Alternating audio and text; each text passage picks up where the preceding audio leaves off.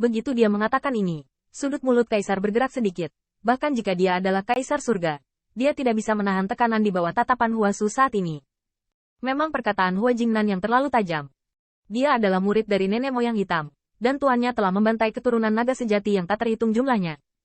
Dapat dikatakan bahwa kehancuran dari era naga sejati, tuannya, bukan tanpa itu. Lalu, haruskah akun ini diperhitungkan padanya? Dapat dikatakan bahwa ketika berita tentang Huaxu keluar, orang yang paling gelisah adalah Kaisar Cao Tian. Kaisar berpikir lama sebelum mengertakkan gigi dan berkata, Mani, generasi muda hanya ingin duduk di atas Kaisar. Ketika Anda dan Tuan berduka, generasi muda belum lahir. Meskipun Kaisar merendahkan sikapnya, kata-katanya juga menunjukkan kekuatan. Dia memberitahu Huasu bahwa dia juga mendapat dukungan. Selain itu, Kaisar tidak menundukkan kepalanya. Sepertinya dia adalah murid leluhur hitam, dan dia tidak akan pernah bisa jatuh di depan Putri Longfeng. Qin Yichen berdiri di samping kerumunan. Ekspresinya tegas. Bahkan Ke Tiangxuan masih diam-diam menantikannya. Ini adalah kesempatan besar untuk menghancurkan Kaisar. Mata Huasu juga merah. Dia melihat ke Kaisar Surga yang sekarang tampaknya dipenuhi dengan awan dan Taoyun. Tetapi di matanya, itu adalah naga sungguhan yang terbunuh. Darah mengalir di langit, dan mayat itu miliaran. Miles. Tinju Huasu dikepal dan dilonggarkan, kendor dan gemetar. Untuk waktu yang lama, hanya untuk melihat dia mengertakkan gigi dengan marah. Saya bukan nenek moyang kulit hitam, dan saya meremehkan murid-muridnya. Begitu dia mengatakan ini, Kaisar Surga menghela nafas lega. Hanya merasa jubah di punggungnya meneteskan keringat dingin. Tetapi ekspresi Qin Yichen tiba-tiba berubah. Feng Nianwu bahkan berteriak, Nenek. Meskipun hamba ini belum lahir saat itu, ras hamba ini, serta klan Fan Ming wanitanya, telah menindas klan kita dari generasi ke generasi. Mata Qin Yichen juga bersinar. Nenek Huaxu adalah dunia ritual keibuan. Dia mulia dan khusyuk. Tapi dalam hal ini, bukankah dia terlalu perawan? Bahkan Ke Tiangxuan diam-diam ketakutan dari sudut pandangnya. Tentu saja dia tidak ingin Huaxu melepaskan Kaisar. Tapi kebencian di mata Huasu tak kunjung hilang. Kalimat berikutnya membuatnya kembali terlihat jelek setelah lega. Aku tidak akan membunuhmu. Tapi kamu harus menandatangani kontrak surga dengan ayahku saat itu. Begitu dia mengatakan ini, Kaisar membeku. Dan senyum di wajahnya tidak bisa membantu tetapi menghilang. Niang, aku khawatir ini tidak bagus. Tampaknya Kaisar Surga mengetahui kontrak surga. Artinya, Anda tidak boleh menyakiti naga sejati dan keturunan dari 10 ras dewa yang hebat. Jika tidak, surga akan dihancurkan. Bagaimana Kaisar setuju? Setelah menandatangani kontrak surgawi ini, kemudian, dua tetua umat manusia di depannya, dan Hua Jingnan membunuhnya. Dia tidak bisa melawan sama sekali. Hanya bisa bersembunyi. Meskipun Kaisar Surga sekarang tidak takut pada dua tetua umat manusia, jika naga sejati mencoba yang terbaik untuk mengembangkan seorang Kaisar, bahkan jika itu adalah seorang Kaisar Dzogchen yang memegang senjata Kaisar, maka dia hanya akan dikejar oleh langit. Kuncinya adalah Huaxu kembali, sehingga naga sejati, yang ditindas oleh segala usia dan dianggap sebagai sisa oleh semua ras, secara alami akan berbeda dari sebelumnya. Hal yang paling intuitif adalah bahwa Huaxu kembali ke surga Kaisar. Manakah dari Kaisar yang berani berdiri dan mengatakan bahwa sisa telah kembali? Serangan balik True Dragon pasti. Setelah kontrak Dao Surgawi ditandatangani, itu hanya untuk menjatuhkannya dari posisi Kaisar Surga. Ini hanya masalah waktu. Bagaimana Kaisar Surga menandatangani ini?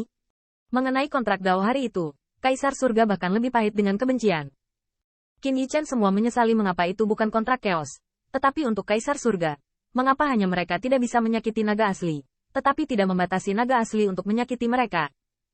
Kaisar memaksakan senyum dan berkata, Niang, kontrak, generasi muda secara alami mengikutinya. Mengapa tidak? Generasi muda bersedia hidup dengan generasi naga sejati, dan kontrak surgawi dapat disaksikan. Jika keturunan naga sejati tidak bisa menyakitinya, maka kontrak ini masih bisa diterima. Namun, ketika Huasu mendengar itu, wajah anggun, lebih serius dan mulia itu sebenarnya adalah cibiran. Generasi tidak melanggar satu sama lain? Apakah Anda tawar-menawar dengan saya? Kamu bahkan bisa memikirkannya. Kontrak yang kamu sebutkan ini. Bahkan jika aku bisa menampungmu, Black Ancestor, bisakah aku mengakomodasimu? Begitu dia mengatakan ini, Kaisar tidak bisa tertawa lagi. Karena Huasu benar. Biarkan dia dan naga sejati tidak pernah melanggar, dan tuannya tidak akan mentolerirnya. Namun, jika dia tidak bisa melanggar selamanya, bukankah dia hanya bisa secara sepihak tidak dapat mengambil tindakan terhadap keturunan naga sejati? Niang, bukankah ini baik-baik saja? Kaisar yang bermartabat tampak hampir menangis untuk pertama kalinya. Namun, meskipun Huasu baik hati, dia adalah nenek dari naga dan ras manusia yang sebenarnya, tetapi bukan perawan. Jika ingin memperjelas, yang diinginkan Heiju hanyalah murid Tiandi, belum tentu Yuan Tiandi. Kalimat ini cukup membuat Kaisar merasa seperti pria telentang, rambutnya menakutkan. Hari ini, Huasu tidak tawar-menawar dengannya. Yang paling membuat Kaisar Surga takut bukanlah bahwa Huaxu melihat langit lagi, tetapi Huaxu bisa kembali. Dengan kata lain, saat ini, tuannya tidak bisa membunuh Huasu. Oke, saya tanda tangan. Bagaimanapun, Kaisar Yuan Tian mengertakkan giginya dengan marah, dan tiba-tiba memberi Huasu high five. Qin Yichan tiba-tiba merasakan kekuatan besar melonjak antara langit dan bumi, terkondensasi menjadi kontrak misterius dan sederhana di telapak tangan keduanya, dan akhirnya, perlahan menghilang. Junior pensiun. Ketika Kaisar melengkungkan tinjunya untuk pergi, dia menatap dengan marah kedua leluhur Kaisar Ke. Untungnya, kontrak ini hanya berlaku untuk naga asli dan 10 foto. Segera setelah dia mengirim Kaisar Surga, Qin Yichan merasakan kejauhan ke segala arah. Aura diam-diam pergi. Aura ini cukup kuat, tetapi tidak menutupi mereka, karena tidak bisa lepas dari persepsi Huasu. Setelah beberapa saat, Qin Yichan melihat cahaya ilahi terbang di atas langit. Orang yang dikepalai adalah ibu mertuanya, dan nenek dari klan Kaisar Ke Empress Sixia kontemporer. Permaisuri Sixia mengenakan jubah brokat, mahkota Xia di kepalanya, dan jepit rambut giok ungu di pelipisnya. Dia sangat serius dan terlihat seperti sikap untuk menyambut tamu. Di sisinya, klan Kaisar Ke, klan Wujin, dan orang-orang kuat lainnya berkumpul bersama. Sixia, saya telah melihat Permaisuri Huaxu. Permaisuri Sixia berdiri di udara dan memberikan upacara yang anggun. Meskipun dia adalah nenek dari klan kekaisaran, dia juga merupakan sosok yang sangat penting. Tetapi di depan Huasu, dia tampak agak terhalang. Itu bukan hanya perbedaan penampilan, tapi jenis temperamennya.